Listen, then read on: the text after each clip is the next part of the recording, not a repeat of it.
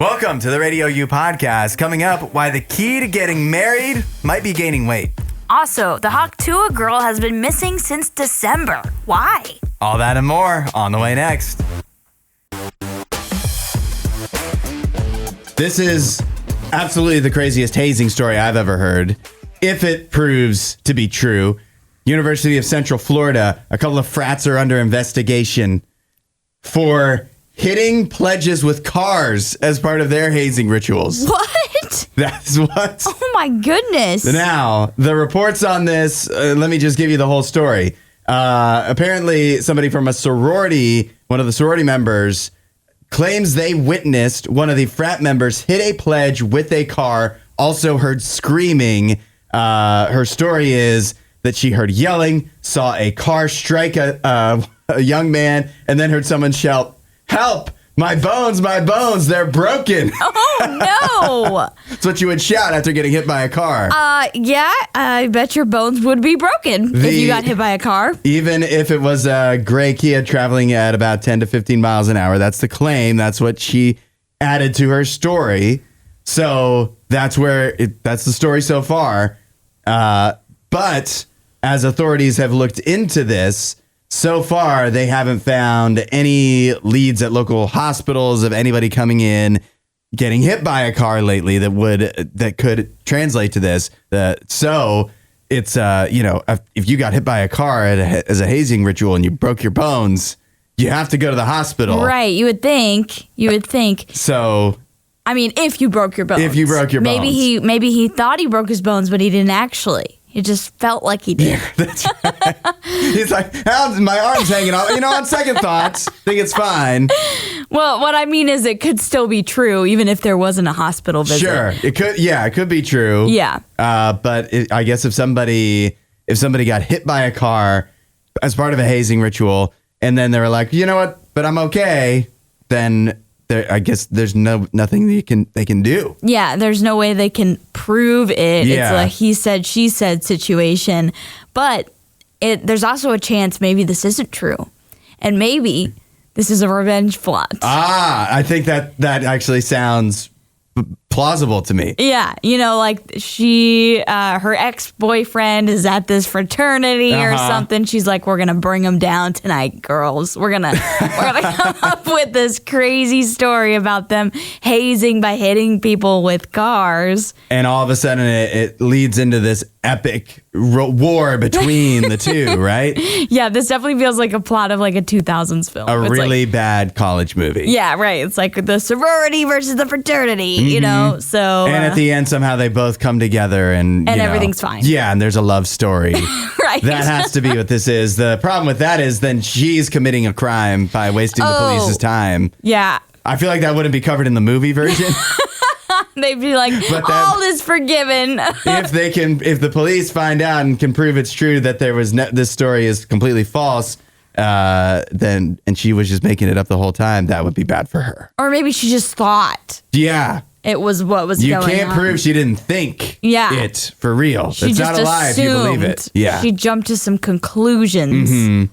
But is it kind of wild in just a way that claiming that a frat was hazing pledges by simply hitting them with a car, that isn't on its face too ridiculous to believe, that people actually have, it's believable enough. Yeah. It's realistic enough that we're taking it seriously. The police are taking it seriously. Doesn't say a lot for hazing. And fraternities. For the University of Central Florida, for sure. Yeah. That is, if true, the crazy. I can't even think of what would be second place compared to that. No, I mean, I know of some fraternities that have accidentally, killed people with hazing. Mm-hmm. Obviously, those are insane stories and sad, but this is up there. It's up there.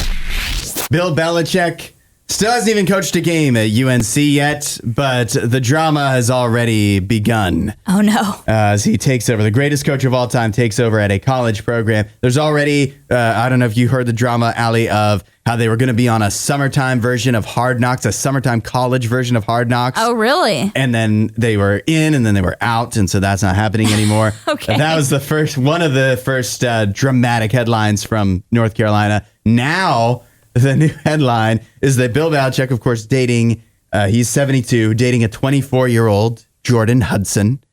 Great name. And he is now asking his coaching staff that on all future emails, he wants them to CC his girlfriend, Jordan Hudson, on all the emails going forward. That's crazy. Why is that crazy? Is she an employee of the college, of the university? I like to think of North Carolina more as a family. And so, yeah, everything is out in the open among the trusted circle. This sounds like you have no trust. This sounds like she's controlling your life type of deal. Well, listen up. He's 72 years old. You can't. He's the greatest coach of all time. You can't expect him to read every email. So it's her. She needs to be CC'd so that she can read them. She's a secretary? Yeah, so she can read them so he can only be bothered with the important things. Then she'll let him know, hey, honey, hey, Billy, what do you think she calls him? You think she got a pet name for him? Billy Pooh. Yeah. Hey, Billy Pooh. Your offensive coordinator says that there was a scuffle among the wide receivers in the locker room when you weren't around or something. Yeah, I don't know. She's got to let him know. I'm sure they could hire somebody to do that. This just feels very odd. Very, very odd. It'd be like Urban Meyer saying to his coaching staff when he was here at Ohio State to be like, yep, you got to CC and Shelly on all these emails to me. Maybe that'd be helpful, Just have another set of eyes from a female's perspective look over things. I never think that's a bad idea. The reporting is that not only, of course, do Bill Belichick and Jordan Hudson have a romantic relationship, but that she's also become somewhat of an agent for him. Okay, so like a secretary. Yeah, so she does have some business roles in his life. Now, if I was related to Bill Belichick, I might be a little concerned about that. Doesn't that sound, pretty wealthy guy? Yep. And I guess you always have this concern when there's a big age gap in a relationship and one person is very wealthy and the other, who knows, that, you never know what could be happening. But yeah, it sounds like she could be... she's helping him out with the business side of things for better or worse. Yeah, makes you feel a little queasy inside. I mean, the relationship itself makes me feel queasy. I'm okay with age gaps, but this age gap is insane. So yeah, I do feel a little queasy with the whole thing. But if she is truly a secretary, helping him out with business, I understand you want to include that person in your emails, or whatever. But this whole situation is so strange. This actually could make us feel better about it. If you're thinking about this, Bill Belichick is not just with Jordan Hudson because she's a young, beautiful 24-year-old. And he has money, so he can make that kind of thing happen. He's with her because she's working for him. Yeah, because there's other things in the relationship. There's more than just the attraction. I don't think that makes it any better. I think it makes it worse. More to it than just that. She also reads his emails. She also works for it. She's contributing, We need an answer on this at 8772 RadioU if you have any suggestions. If you've ever used public transportation, you probably experienced this. Somebody who is out listening to whatever, they're watching TikTok or they're listening to music on their phone without headphones. Oh. We need a word, a term that we can use to call these people and that will shame them online, I think. Yes. Yeah, like gate lice. Yeah, exactly. Yeah, something like that. Gate lice, the people that wait around and try to board before it's their turn on a plane. What is the name for people that do not use headphones, don't use AirPods when they're out and about in public? Yeah, I don't know. I feel like it should be something like earworm or something.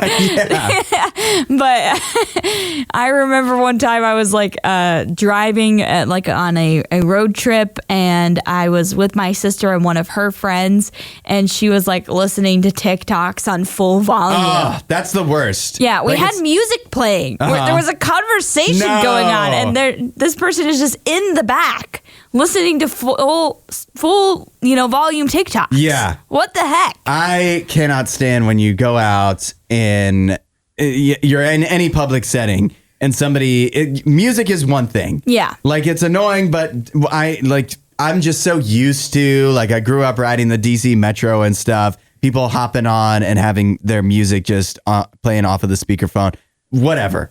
I don't like it, but like it's just used to it. But people that scroll through TikTok at max volume, not on AirPods, is ridiculous to me. Psycho. Yeah. Psycho behavior. Deranged behavior. And so we need to come up with a term for it. The one that's been going around online that, if I'm going to be honest, I don't know if I love it, but is speaker scum. No, I don't like that at all. Why? That sounds like it's just like... It sounds like you need to clean your, like... Yeah. You need to clean your phone or something. You have fungi growing on your phone. Yeah. No, I think it needs to be something a little bit more personal and not sound like it's something that someone came up with in like the 80s rock scene. Yeah. Speaker scum could be like a genre of music. Right. Yeah. Not a good one. No. What do we call 8772 Radio U? What is the word? What is the term that we can start referring to people that use their speakerphones just out in public to listen to TikTok or music or whatever, without AirPods, without earbuds? What do we call these people? Yeah, I have two that have come to mind so far. Okay, what do you got? Earworm for the first one. Okay, but that's already a thing though. Yeah, but that's true. We need to add something to it. Yeah, can we work with that? We'll workshop it. Yeah. Workshop earworm. Okay, what's number 2? Just they are a scourge. Speaker scourge.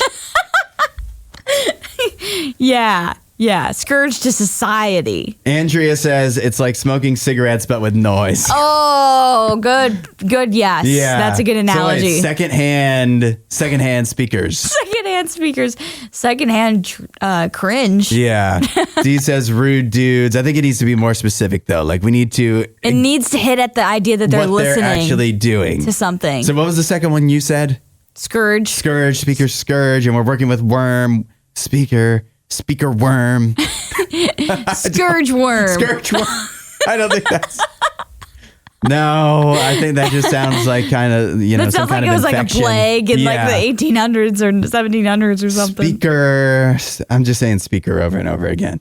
Andrew just says it's just main character syndrome. But I mean, we all have that. Yeah, I feel like it needs to, again, we need to be more specific. Susanna, secondhand sound. That feels like it's not insulting enough. Yeah. We're getting there. Speaker worm. Did we say that? Speaker worm. I'm just saying speaker over. Speaker worm already. I might have to get divorced for my health. Oh, okay. According to this new study, this is concerning. This has found that married men are more than 3 times more likely to become obese than non-married men. It's bad for our health to get married, evidently. Okay. Yeah. I will say this study was in Poland. Uh-huh. So maybe this is a Polish problem. Oh, well, yeah. Maybe the guys there, they get married, they get complacent. Yeah. They're like, now I got a wife, I don't have anything else to worry about. Like, why stay in shape? I can let myself go. Exactly. Yeah. She's not going to leave me. So I can do what I want. And I'm going to gain a lot of weight. It is concerning, though. I feel like, what if I unknowingly, when I got married, set myself on a path to becoming obese? I mean, I haven't gotten there yet. Yeah, I was going to say, I think you're doing fine. I mean, you do walk every day. I do. Yeah. Yeah. And I guess I'm the exception to the rule. The exception. I think this isn't really saying that like this is the likely outcome. It's just saying it's, there's a chance that it could happen, Well, and also, even though men were more than 3 times more likely to become obese if they were married, women also more likely to become obese after marriage. But, if we take a step back, you're also, as you get older, probably more likely to become obese, right? The older you get, the less active a lot of people, like some just always are working out, but a lot of people, like once you kind of get done with college, you're like, you have a job and you don't work out as much. Maybe, and that happens whether you get married or not. Although this is controlling for that, I suppose. Yes. But I will say, this is also a thing where it's like the culture in Poland is very different than, here in the United States. So I don't know how fully we can take this into, the rest of the world, if that makes sense. So you're saying if you're Polish, don't get married? No, but some of the other things that they listed in the study, I was like, well, that's a little different than like how we view it here. But overall, I mean, they said that women, the risk of being overweight was 39% higher when married. For men, it was 62%. I actually feel like it would probably be more even here in the United States, not so much on the male side. What makes you say that? I just think overall, like, it would be more evenly matched. I guess we are a very equal society in the United States. We've really come a long way. Yeah. And so that could also translate to becoming obese, whether you get married or not. Yeah, and I've also heard sometimes that it's like men who are like bulked up and beefy before they're married, like they'll lose weight once they get married. So like the opposite will happen, where they'll start to bulk down a little bit. I wonder. Here's a good question actually for this, and maybe I don't see it mentioned here. Maybe they did, maybe they didn't. But I would think it might not be the marriage aspect of things, but what if it's even more having children? Once you have children, that's another thing to manage. And a lot of your like working out time probably goes to taking care of the kids. And so, you just don't have as much time for yourself to stay in shape and whatever. Maybe you're not eating as healthy too, because you know, as a family, you probably only eat what the kids like. More than likely. Yep. You know what I'm saying? No, I think that's absolutely right. It's a huge factor in everything. Like if you are, working with your kids a lot, sometimes it is hard to take care of yourself in that situation. So, but I don't think you need to worry about getting divorced. We haven't done a study on this, but we're saying for your health, don't have children. No, this is none of that. Get married, don't have children if you want to stay in shape. I think that's actually good advice.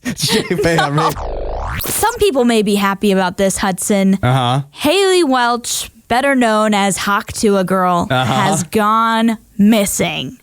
As in, she's off the internet. She's not probably actually missing, but she just hasn't posted anything in a really long time. I mean, if you haven't posted, you might as well be missing. Especially when you're her. Right. Pictures or you aren't alive, I guess. Well, so she's gone missing as of the end of 2024. She hasn't posted anything. It's been that long, huh? It's been that long. This was after her cryptocurrency that she launched, which was like $Hawk, completely bombed. Yeah. And it was a really bad situation where people were accusing it of being all, faked and everything. Yeah, some say it was a scam. Yeah, there was like weird tradings going on with it that was like pushing it to make it like a really, really valuable cryptocurrency, and then it just bombed. It was crazy how quickly it went. So it was a very volatile thing. But so she hasn't made a post on Instagram for 5 weeks. The last post she made on X was addressing this cryptocurrency scandal, and that was on December 20th. And then there hasn't been a new episode of the podcast she was doing, the Talk2A podcast. No. I know, I've been waiting, refreshing. That hasn't been updated since December 3rd. Wow. So it's been a minute. It's been longer than I realized. Yeah. That is, isn't it crazy? What a wild life cycle. Because like, the Hawk2A thing, like when she first went, I mean, that couldn't have been much more than a year ago. I know. It says it was back in June when she first shot to viral fame, which feels like it should be longer than that. Yeah, that's actually true. It's surprising that it's that recent, but what a rise and fall and disappearance. Yeah. And how much longer, like we don't have long attention spans. How much longer are people going to pay attention to her? Like how long can she stay disappeared before she can reemerge and be like, I'm here again, and people actually care. Yeah, people will care. Because honestly, I'm surprised people cared that she's gone. I'm surprised people cared enough for her to get her podcast when it first launched. Was very, like, it got a lot of subscribers. Yeah, it got a lot of views. I was very jealous. And it was partially because she had a lot of guests on, like big name guests. And so, she got a lot of fame. As this article says, it was back in June in Nashville, Tennessee, when she first was interviewed and had that famous statement that she made. And if people don't remember, a completely random, she's just probably drunk on the street in Nashville. Yep. Just hanging out for the weekend. Broadway girl right there walking down Broadway. Totally random person, and ends up becoming super famous overnight. But yeah, I think what the situation is happening is, this cryptocurrency failed. A lot of people were upset about it, and it could be potential lawsuits involved. Oh, yeah. So I think she's just trying to maybe let the waters cool down a little bit before she comes back, or maybe she'll never come back. Let it blow over. Yeah, you don't have, just go back to your regular, I don't know. Can That's you go easy to back to say. your regular life after this? Easy to say, but I think there was a lot of money involved in suddenly becoming famous. Right. And you just got to be careful with that. But, for all the attention, it's also probably nice to have all that money. Sure. Yeah. Why not? How long can you go without, even if you didn't want all the attention that you got, how long can you go with all that sweet, sweet money? It's true. She'll be coming back for the brand deals at some point. Yep. It's only a matter of time. And America loves a comeback story. Would we love this one, though? You know what? I think if she comes back at the right time, she will be embraced. Okay. If you're a book reader, Allie, I know you're working on 100 books in a year. Yes. Is your goal. Here's the question. When you read a book, do you always imagine yourself as the main character, the protagonist in the story? No. Never. That is the debate that's been going around. I don't know if this is just on Book Talk or just on the internet in general, but somebody has claimed that it's weird that they're claiming that you would be weird because you don't always imagine yourself as the protagonist. Really? Yeah. Okay. Most of the time, if I'm reading a fictional book, which often I'm not, I do like to read a lot of nonfiction, but if I'm reading a fictional book, most of the time the characters I'm reading about, I don't want to be in their shoes. Yeah. You know what I mean? Uh-huh. Like one of the books I read for this challenge was A Clockwork Orange. I don't want to be Alex. No, yeah. I've read A Song of Ice and Fire not that long ago. I don't want to be Ned Stark. So. Wow. You're reading some wild stuff. I obviously have not read. I have read occasionally. Okay. I haven't read a fiction book since I was knee high to a grasshopper, as they say. Since like high school or something? Yeah, since Moses was in short pants is the last time I read a fiction book. But I do remember from growing up book. is that I never imagined myself as the main character. No. I didn't put myself in their shoes. No, I was you very were disconnected from it always. You relate to them. I often relate to different qualities of the characters. Like, for instance, A Song of Ice and Fire, Eddard Stark is a very honorable man. So much so that his honor gets him killed. I'll just share that. Spoiler alert.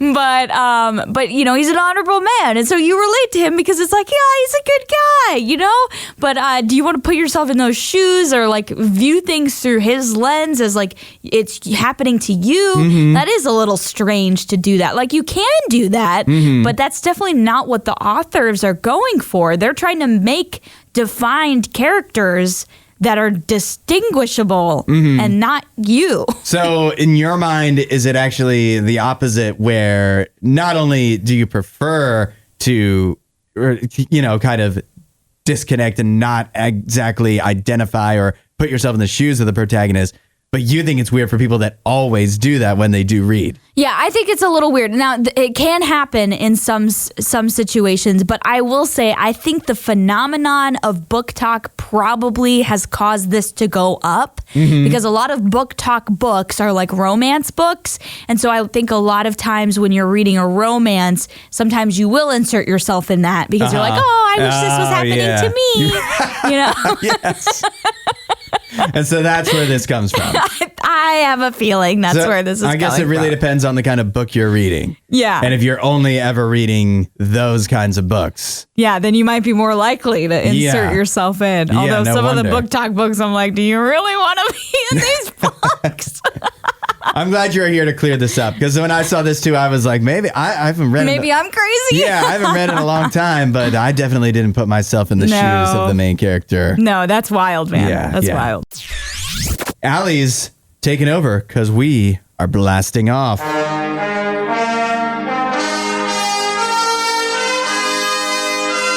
Hudson and Allie in space. Well, last night we had a lunar eclipse, but today, we're talking about something that was discovered over the past few months, and that is that Saturn has a whopping 274 moons orbiting the gas giant. And we just found this out. We didn't just find this out. We've been finding this out over time. We have better technology now that can kind of pick this stuff up. Mm-hmm. Now, this isn't full, like, moons of what you're thinking about, like our moon. Yeah. Or some of the bigger moons. That is what I was thinking about. Yeah, no. Some of these are more like fragments of moon that have been broken off because of different collisions and things that have happened over time. But, this is now official that, Saturn, it already had this title, but it just solidifies it. It's the Moon King in our solar planet with these 274. That's kind of cool. Orbiting around it. Yeah, it has a lot more than anyone else, let me tell you. The ringed planet, though, it's almost twice as many moons as any other in our solar system. And this is an international team of astronomers that have kind of made this discovery. They found 128 new moons from Saturn using the Canada-France-Hawaii telescope. There we go. You're welcome. Yeah, a little three country team right there. I love that. I love to see countries and different places coming together to find a bunch of moons on Saturn. How big does something have to be a moon? Because we have a bunch of stuff on Earth orbiting around. Yeah. Most of it, at this point, stuff that we sent up ourselves. But the moon isn't the only thing orbiting Earth. But how big does something have to be? What is the qualification of moon? I don't know what the size. Definition. I don't know what the size would be, but I will say it's probably bigger than what you're picturing in your head because Saturn's rings are actually made up of little asteroid bits and whatnot. And so you may be thinking that's what it looks like. They have to be probably at least bigger than that to be considered a moon. The ring doesn't count as a moon. No. Everything in the ring doesn't count. Everything in the rings don't count. So it has to be outside of that. But yeah, some of these are, tiny in space lingo. So what does that mean for us? I don't know. Is tiny, a football field? What does that look like? I'm not sure. But some of them are tiny, some of them are larger. But again, they've likely been broken up over time. So it wasn't that Saturn started out with 270 moons. Yeah, it just has happened over time because the moons break apart. There are collisions that happen, all sorts of stuff. But so again, this is pretty awesome because it's got the 274 orbiting around, and the closest is Jupiter, which only has 95 confirmed. Yeah, so Saturn is not going to be surpassed anytime soon. No, not in our solar system. Well, congratulations. Saturn is cool to look at. It's already cool enough. Yeah. And now it already has this. It's like it has everything going for it. It's the popular kid in school. I wish we had more moons. How yeah, we cool only would got it be? the one. We have one, and it gets exciting anytime that it has an eclipse or whatever. But if we had more moons, we'd have more fun things to look at. Yeah. We should work on that. We're talking about sending people to the moon. Why don't we talk about sending up new moons with people already on them? Radio U, where music is going, not commercials. 8772 Radio U. You're hanging with Hudson and Allie and a special guest. This is a first for me, talking to a creator of a show. We have Jason Moody here. You've created the show, Gabriel and the Guardians. Yeah. Jason, welcome to Radio U Mornings. Thank you. I'm very excited to be here. First of all, Gabriel and the Guardians, we actually found out about it a little before we got in touch with you because Peabod, who we love here on Radio U, he made a song. We just played it in the Battle of the Buzz earlier this week. Let's go. Called Head First. That was made for this show. Yeah. But let's start at the beginning, Jason. How did you even get into creating an anime show in the first place? Well, I think as you do, you first work at JP Morgan Chase. That's the regular pipeline. 50% of the people in Columbus work at the big JP Morgan Chase building on Corners. So I had been working there for 15 years as a media developer and doing training. But when I was a kid, I really wanted to make cartoons. Grew up with Dragon Ball and Gargoyles and the X-Men, the original X-Men, Batman the animated series, and so all that stuff just sort of created this sort of tapestry of DNA within me. And I love to draw. And I was pretty convinced that I was like, that's what I'm going to do when I grow up. And then I grew up and I was like, that's not what I'm going to do, obviously, because that's really hard to do from being a person in the Midwest with no connections to the industry at all. But COVID happened, and don't tell Chase, but didn't have a whole lot of what to do for like the first year of COVID. It was just like, okay, I got my work done in a few hours. and so my wife and I were listening to a podcast called The Bible Project, Tim Mackey. Yeah. And just fell in love with these texts, these ancient Hebrew texts that are known as Genesis and the Dead Sea Scrolls. And I just began to imagine this mythology, the cultures and the tales that come out of some of those texts, particularly this interesting story of the giants. If you go to Genesis 6, you'll read, in the days of Noah, there were giants that walked the earth, and that just captured my imagination. Yeah. I grew up going to church, but I had never heard that in the Sunday school version of, and it was a lot like of sermons on that, I feel. Yeah. And so I was like, man, there are giants in the Noah story. Like, I've only ever heard of the Goliath one. And so, doing a deep dive in this idea in this world of the Nephilim and the Watchers, and then this idea of angels and archangels. And that was just fascinating to me. And so out of that came this concept.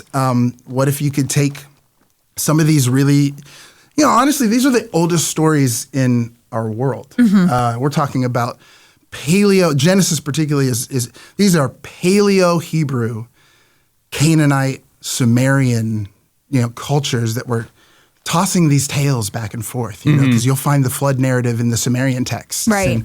And so we're talking about the origin of our species, campfire stories, right, that have been written down and preserved in these amazing, beautiful ways. And so I was like, how is it that there isn't already some big franchise that's doing Mesopotamian mythology, right? And telling stories from this sort of worldview. And, if you grew up in the church, you kind of see the Bible as these like people in robes, right? It's like, it was all very, like, even the old stories are all very Roman in their, Greek and Roman in their presentation. If you look at like Ben-Hur, some of the classic epic Hollywood films that are biblical, it's all sort of Greco-Roman clothing. But man, when you really do the deep dive of, like, we're talking probably 2500 BC is when Noah existed. Right. And so this is a guy who lived in the world of extreme paganism, ziggurats, temples to Mesopotamian goddesses like Ishtar, and that's just a different world. Right. And so that's where this all began to kind of coalesce. And yeah. That is awesome. That is so cool. Well, one of the things I love about it is in the trailer for your show, Guardians, or Gabriel and the Guardians, is you list off a lot of credits for different people that are involved with your show. So how did you get the team together to create this? Right, being just a dude from the Midwest. With this is impressive. Yeah, so, I think that, one, being tenacious and not letting the fact that there are definitely in industries, there are some walls and gates and things like that. But if you're not from that and you're willing to, get beat up a little bit, you can kind of plow through a lot of those gates and walls. And I had a lot of guys that, like, I'd send messages. I made a pitch. I had this idea. I was like, this is something. I'm on to something. And I just started sending messages out to anybody I could. I'd look up people on, IMDb, producers, and then I'd find them on LinkedIn or Instagram, and I'd DM. I'd just slide right into those DMs. And mostly I got, like, nothing. Right. No response. Right. And then if there was a response, it was like, you need an agent, dude. Like, you can't just, nobody told you can't just message people. But if you do it enough, and you are persistent enough. And the way I looked at it was, every time I got to know the probability of the next thing being a yes went up, right? Just math. And so eventually I did get a yes. I got a producer who said, hey, you know what? I'm feeling gracious today. I'll look at your pitch deck. And he messaged me back 10 minutes later and was like, hey, here's my phone number. Give me a call.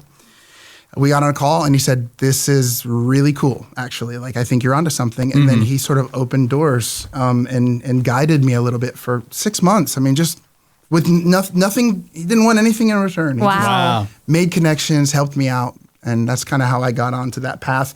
And eventually I came to a partner named, two partners, David Cunningham, who had worked on a show called Superbook, and Wingfeather.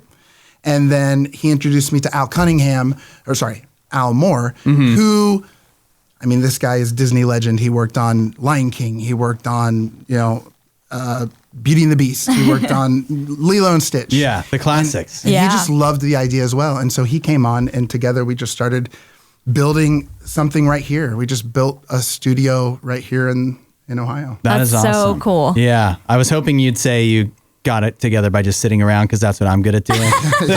Sounds like a lot of hard work. Oddly, it is Yeah. a lot of sitting around on a computer Yeah. and typing a lot. And doing stuff. Yeah. I mean, listen, all of this sounds very exciting. We're talking with Jason Moody, the creator of the new show, Gabriel and the Guardians. It's a new anime show. But I got to be straight with you, Yeah. Jason.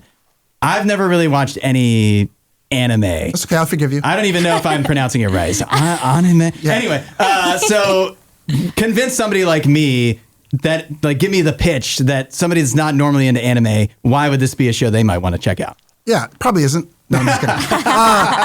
I think that what we're doing is we're trying to take very classic storytelling approaches.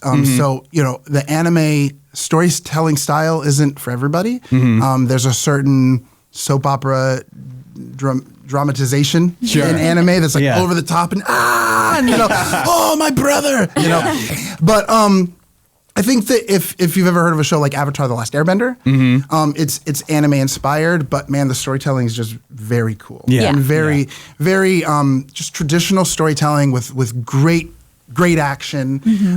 And so for our story, I was inspired by that show as well. And so taking that approach of, like, I think if you like Star Wars, if you like, any movie out of the MCU, we've definitely aimed to try to be in that space. Something that is kind of feels for all ages, but is, action packed and has some story, has some drama. And then it's pulling from this ancient cosmic story of light and dark. That's like it. awesome. It's working. Yeah, you might be convincing him. Yeah. Well, I did think it was interesting because I checked out the first episode that you sent our way, which is free to watch on Angel Studios. It is. And that's awesome. And I also saw a clip of talking about what's coming up next. And I thought it was really interesting that one of the things mentioned is that fans can actually have quite a bit of an impact on what comes up with Gabriel and the Guardians. Can you explain more of how that exactly is working with the future of the show? So this show, we called it the first fan-owned anime. And so because what it is really is that we did a crowdfund and we raised $500,000 from fans. Wow. To kind of get ourselves started. And then from that, we continued to just want to, like, how do we include fans? How do we make this feel? And so everything we're doing, we're really doing it in view. Yeah. We've recorded all of our records with voice actors. We do all kinds of contests. So we have a Discord.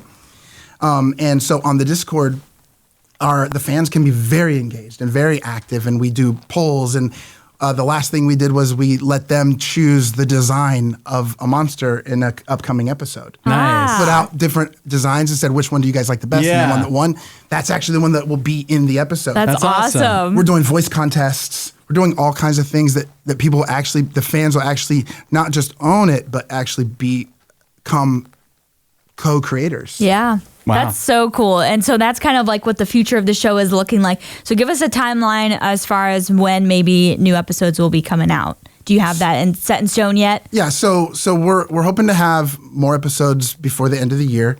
This pilot was really a way that we could get the brand out, Yeah. and kind of get the word out and go, hey, we think we have something. We think we made something really cool. We want to present it to fans and to people that we think might like it.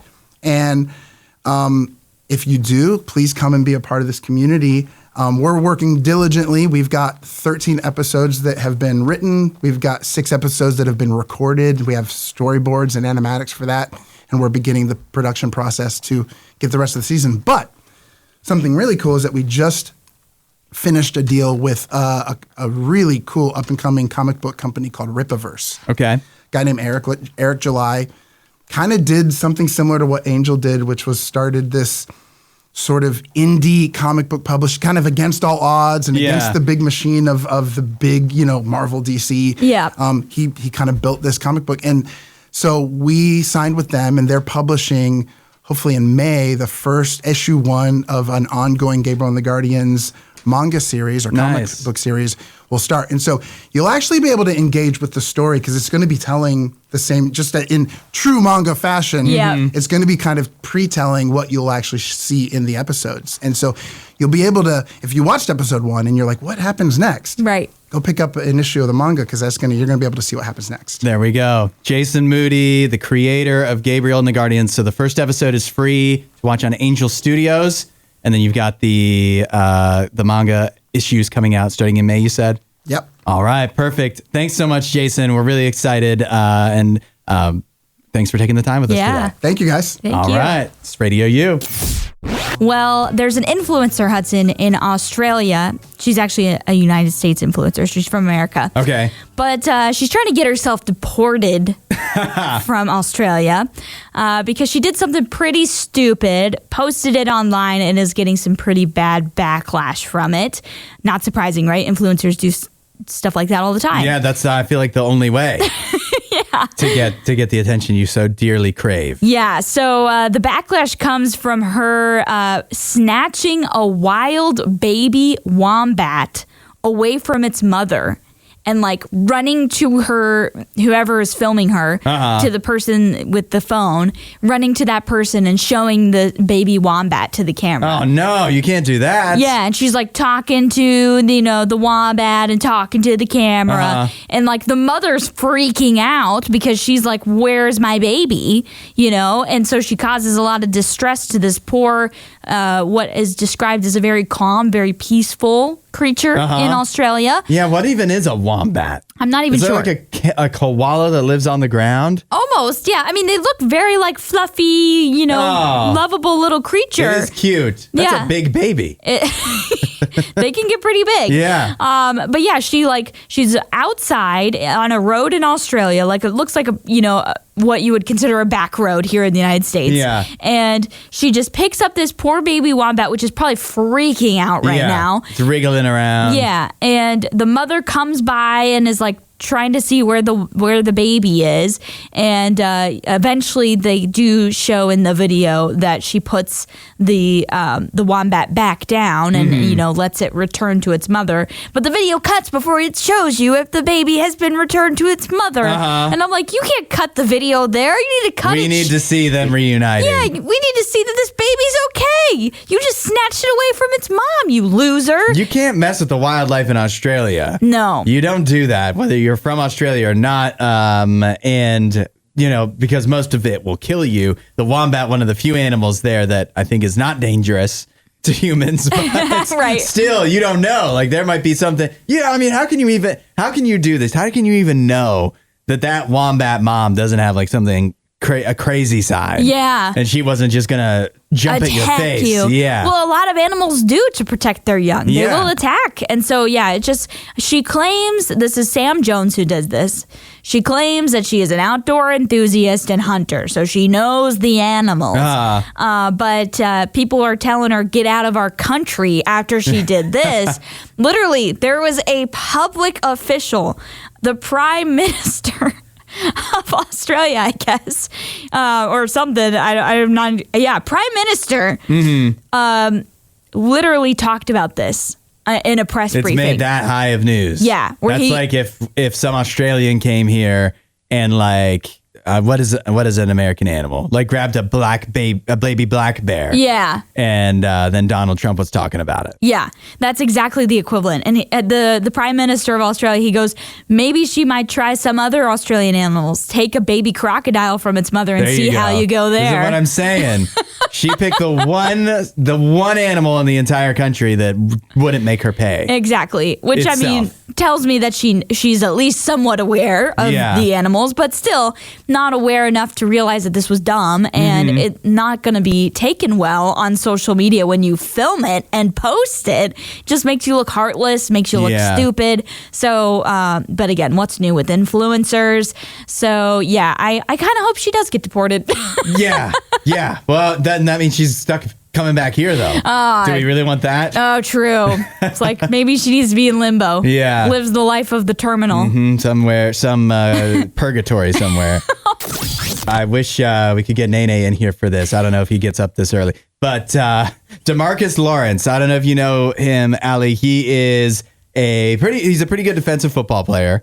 He missed most of this last season, though, due to a Liz Frank injury. Okay. But he's been playing for the Cowboys for his entire career for the last 10 seasons. This offseason, he just signed a new deal. Leaving the Cowboys, he was a free agent, signing with the Seahawks. Oh. And he made some interesting comments you don't hear very many NFL players say while they're still in the league about why he decided to leave Dallas, which he's been with for a decade, to go to a new town, to go to a new team. And his quote is, because he knew, I'm not going to win a Super Bowl there. Leaving the Cowboys because he knew he would never win a Super Bowl. What a burn to Jerry Jones as you leave. Yeah. To be like, yep, not going to win a Super Bowl, have to leave and play out the rest of my career in a place where you're also not going to win a Super Bowl, Seattle. Sorry, that's not going to happen with the Seahawks anytime I know, that's soon. what I was thinking. I'm like, did you think that was a better situation? Yeah, you're losing a little credibility. Yeah. He literally said, so the whole quote is, change of scenery is always good, but Dallas is my home. Made my home there. My family lives there. I'm forever going to be there.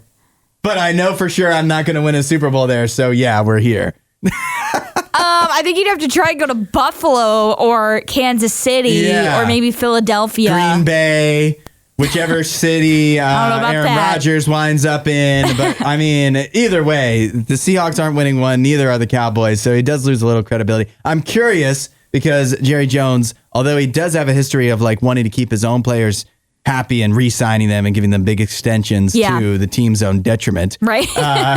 He doesn't have a history of paying big for free agents. I mean, it's possible that this all traces back to they didn't really want to pay him because he's getting up there in years. He's been in the NFL for a decade. And so maybe there's a little bad blood with him.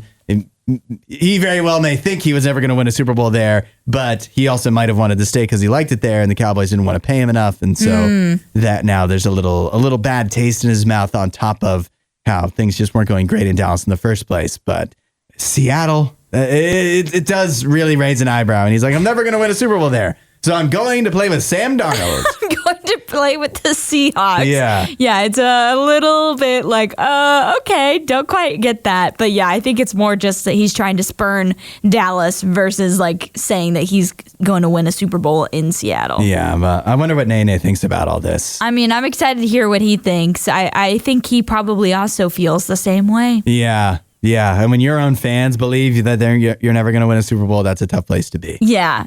Although, who knows? Sometimes Nene comes in here and just is denial and is like, we're going to win. Oh, he's totally bipolar on the Super Bowl chances.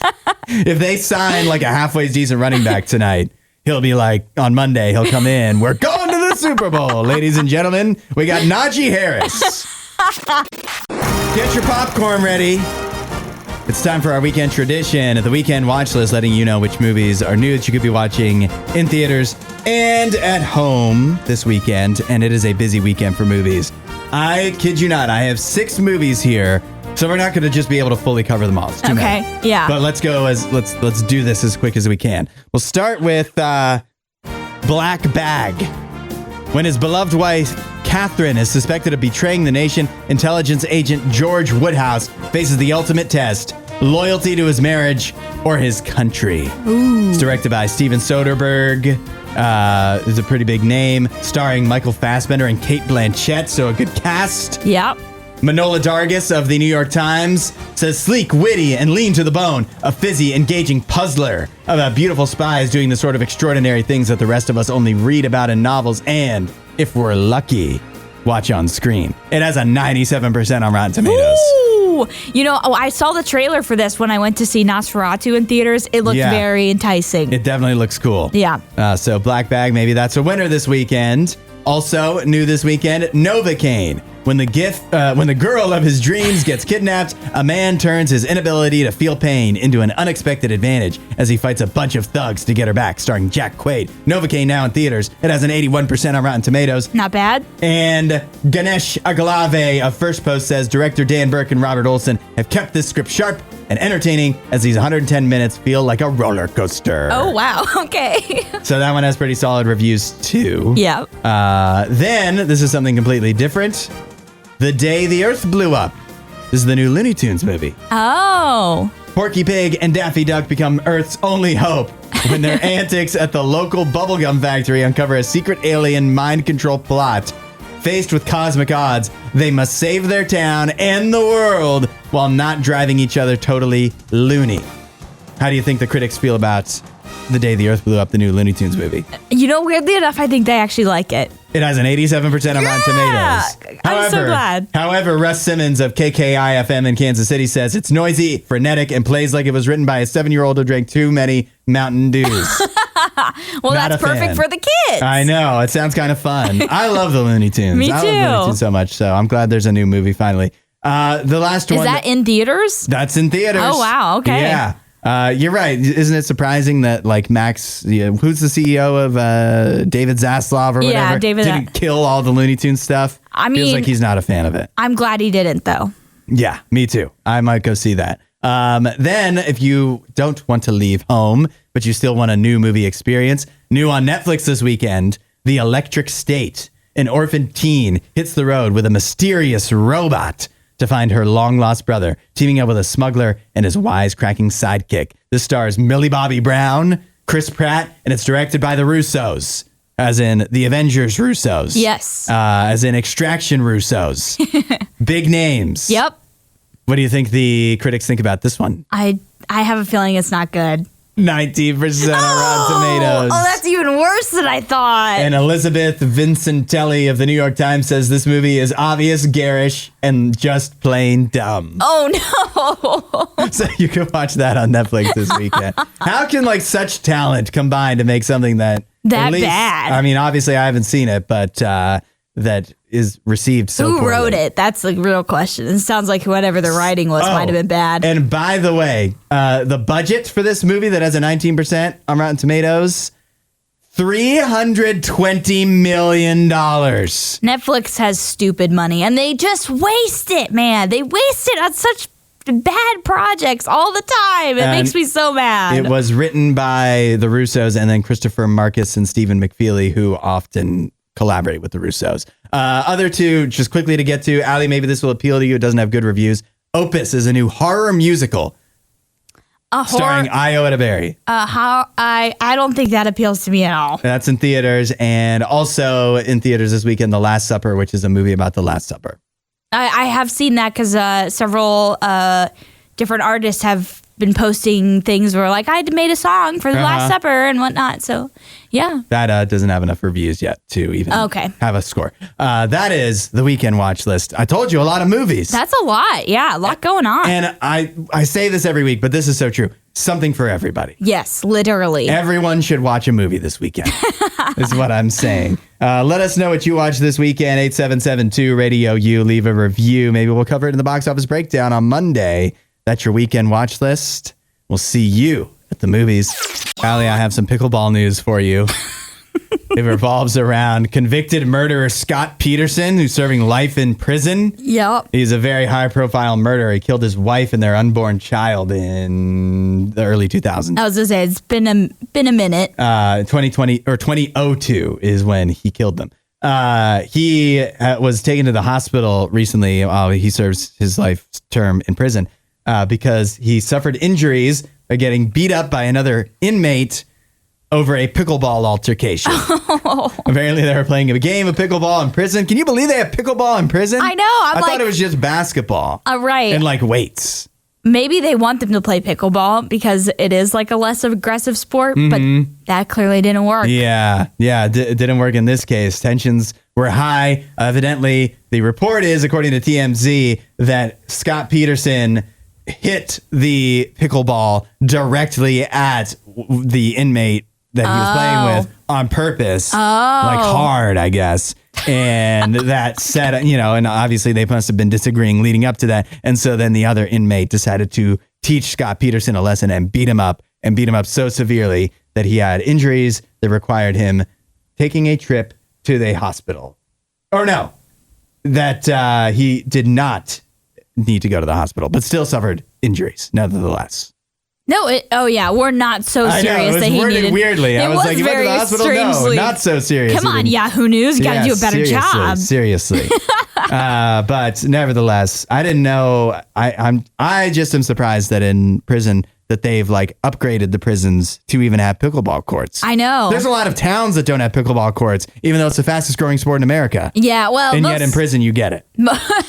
Most towns now probably do have pickleball courts, but yeah, when I saw this, I was like, wow, they're playing pickleball in prison. Like that's they're living the high life. Apparently. I know. If you have trouble getting on the court at is that what it's called, a pickleball court? Yes. If you have trouble getting on the pickleball court in your town, the tennis players are hogging it up or whatever. Tennis ball. All you need to do, get convicted of a crime and go to prison. No. Maybe there's like some kind of like pickleball prison outreach you could get involved in. Trying to turn a negative into a positive. You want me to get involved in that? Maybe. I'm just saying, for pickleball lovers, it's very popular.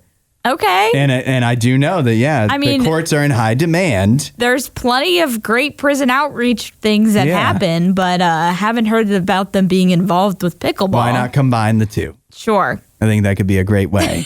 I mean it. It's a good idea. Okay. If it's such a great idea, you do it. You start it. I mean, I don't have any pickleball expertise. I just think I'm an idea guy, and then I just like to hand it off to people and just let them run. Pass out the ideas. Yeah, exactly. Well, I'm involved with lots of things, so I don't think I'm starting any pickleball ministry outreaches anytime soon. So here's what we do. I've just given the baton to you. You have pickleball connections. You pass that baton to them, and eventually it will find its way to somebody that can do something positive with it. You did not give me that baton. You did what that girl on the track did, and you threw it at my head. Yeah, I did. Thanks for listening to The Hudson Show. Please don't forget to rate and review the podcast.